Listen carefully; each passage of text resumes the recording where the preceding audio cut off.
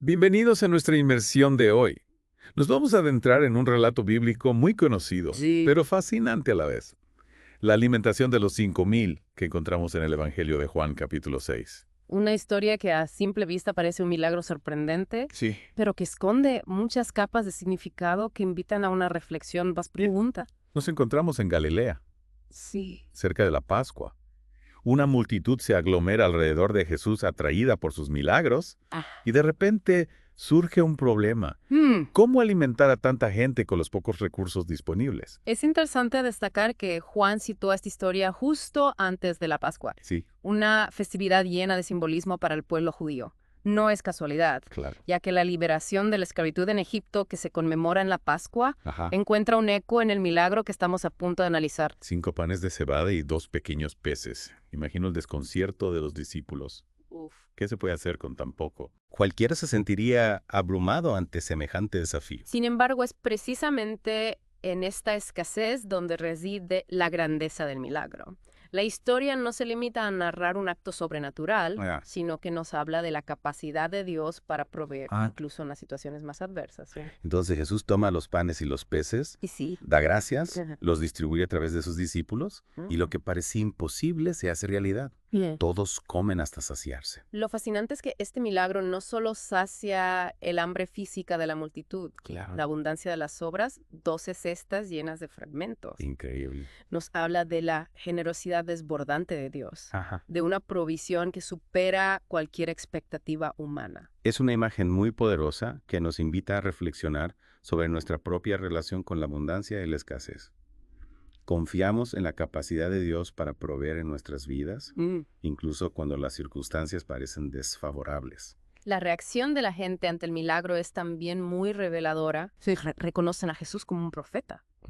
Incluso quieren proclamarle rey. Claro, ven en él a un líder capaz de solucionar sus problemas en el yugo romano. Pero Jesús, Sí. consciente de la complejidad del momento político, decide retirarse a la montaña, ¿verdad? Efectivamente. Este gesto nos muestra que el reino que Jesús busca instaurar no es de este mundo. Ya. No se trata de poder terrenal o de revoluciones políticas, sino de una transformación mucho más profunda Claro. que comienza en el corazón del hombre. Y justo cuando la multitud intenta forzar una coronación, Sí. Jesús escabulle y desaparece. Exacto. Pero la historia no termina ahí. Más tarde reaparece caminando sobre las aguas del lago, Increíble. ante la mirada atónita de sus discípulos. Sí. Menuda sorpresa. Es una escena cargada de simbolismo, Ya. el dominio de Jesús sobre la naturaleza, Ajá. incluso sobre un elemento tan impredecible como el agua. Sí. No solo confirma su poder divino, sino que también nos ofrece una imagen de la seguridad y la paz que Él puede brindar en medio de las tormentas de la vida. Es como si les dijera, no temáis, ¿sí? Sí. Estoy con vosotros incluso en vida de incertidumbre y el caos. Exactamente. Y justo después de este episodio, Jesús comienza a enseñar sobre el pan verdadero y la vida eterna. Un discurso que a primera vista Ajá. parece desconcertar a la multitud. Sí, la gente se muestra confusa. Incluso algunos de sus seguidores comienzan a murmurar. Claro. ¿A qué se refiere Jesús con estas palabras? ¿Qué significa comer su carne y beber su sangre? Aquí es donde la historia da un giro inesperado. Ajá. Jesús nos invita a ir más allá de lo material, Sí. de la satisfacción de las necesidades básicas, Tará. para entrarnos en un plano espiritual. Nos habla de un alimento diferente. Ya. Un alimento que sacia el hambre más profunda del alma. Un alimento que a diferencia del pan material no perece, Exacto. sino que permanece y da vida eterna. Efectivamente. Y es en este punto donde muchos se escandalizan. Claro. No comprenden el lenguaje simbólico que Jesús está utilizando, Ya. pero aquellos que deciden quedarse, Sí. aquellos que se abren a la posibilidad de un alimento diferente, Ajá. comienzan a vislumbrar un nuevo horizonte de comprensión. Es como si Jesús les dijera, si habéis confiado en mí para saciar vuestra hambre física, ¿por qué no confiar también para saciar vuestra hambre espiritual? Es una invitación a un compromiso más profundo, a una Claro. entrega total a aquel que se presenta como el verdadero pan de vida. Pero ¿cómo se come este pan? ¿Cómo se participa de esta vida eterna que Jesús ofrece? Ahí reside el misterio, Ajá. la invitación a ir más allá de la comprensión literal, Sí. para adentrarnos en la profundidad del significado simbólico, Ya. un significado que iremos desgranando a lo largo de esta inmersión. Jesús utiliza un lenguaje que para la mentalidad de la época era profundamente provocador. Sí. Hablar de comer su carne y beber su sangre era algo que inevitablemente generaba rechazo. Era una imagen que chocaba frontalmente con las creencias y las prácticas judías que prohibían el consumo de sangre. Totalmente. ¿Cómo podemos comprender entonces estas palabras? Pues, Es simplemente una metáfora. es mucho más que una simple metáfora. Ajá. Jesús nos está hablando de una unión íntima, Ya. profunda, con Él. Mm. Una unión que transforma nuestro ser desde dentro, Claro. que nos nutre y nos da vida eterna. Es como si nos dijera, no os conforméis con un alimento que os llena temporalmente. Exacto. Yo os ofrezco un alimento que sacie vuestra alma para siempre. Exacto. Y la forma de participar de este alimento, de esta vida eterna, Sí. es a través de la fe, de la entrega total a su persona y su mensaje. Pero esa entrega, Claro. esa fe ciega, Sí. no parece ser algo fácil para la multitud. ¿No? Muchos se escandalizan, Exacto. se abandonan a Jesús. Ujú. ¿Es la fe algo que se impone? No. ¿Se puede obligar a alguien a creer? La fe no es una imposición, sino una respuesta libre al amor de Dios. Ajá. Jesús no obliga a nadie a seguirle. Claro. De hecho, Él mismo reconoce que sus palabras son duras, Sí. que no todos están preparados para aceptarlas.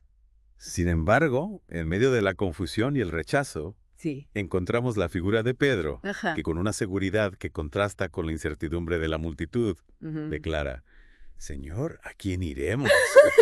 Tú tienes palabras de vida eterna. Es la respuesta de quien ha encontrado en Jesús algo que no encuentra en ningún otro lugar. Claro. Pedro reconoce en Él al Mesías, al Hijo de Dios, Ajá. y decide depositar en Él toda su confianza, a pesar de las dudas y las dificultades. Es una escena conmovedora que nos invita a reflexionar sobre nuestra propia fe. Totalmente. ¿Es una fe sólida, Ujú. capaz de resistir las pruebas y las tentaciones? Sí, ¿O es una fe frágil, claro. que se tambalea ante el primer obstáculo? La fe es un camino, un proceso de crecimiento y maduración. Habrá momentos de duda, Sí. oscuridad, incluso de rechazo. Pero la historia de la alimentación de los 5,000 nos recuerda que incluso en medio de la incertidumbre, Ya. Jesús está presente Sí. ofreciéndonos el verdadero alimento que sacia nuestra hambre más profunda. Un alimento que no solo nos llena el estómago, Exacto. sino que transforma nuestro ser desde dentro, dándonos la fuerza para seguir caminando, incluso cuando el camino se vuelve difícil. Y esa transformación, ese cambio interior, Ah. se hace visible en la forma en que vivimos, Sí. en la forma en que amamos, en la Ajá. forma en que nos relacionamos con los demás. Ya. No se trata solo de creer, Claro. sino de vivir de acuerdo a esa creencia, Ajá. de hacer la carne en nuestra vida cotidiana. Es decir, que la fe no es algo que se queda encerrado en el ámbito privado, No, sino que se manifiesta en nuestras acciones. exacto. Todo hecho compromiso con la justicia, con la paz, Sí. con la construcción de un mundo más humano. Exactamente. Y en este sentido, la historia de la alimentación de los 5,000 nos ofrece una imagen poderosa Sí. de lo que significa vivir la fe en comunidad. Ya. No se trata solo de recibir el pan de vida, Claro. sino de compartirlo con los demás, de hacer Amén. que la abundancia de Dios llegue a todos. Así como los discípulos distribuyeron el pan y el pescado a la multitud. Exacto. Nosotros también estamos llamados a ser instrumentos de la generosidad de Dios, Sí. a compartir lo que tenemos, material y espiritualmente, Ajá. con aquellos que nos rodean. Y es en ese compartir, en ese darse a los demás, Sí, donde la fe se hace real. ya. Donde la experiencia de la comunión con Dios se convierte en una experiencia de comunión con el prójimo. Es decir, que la fe no es un camino individualista, No.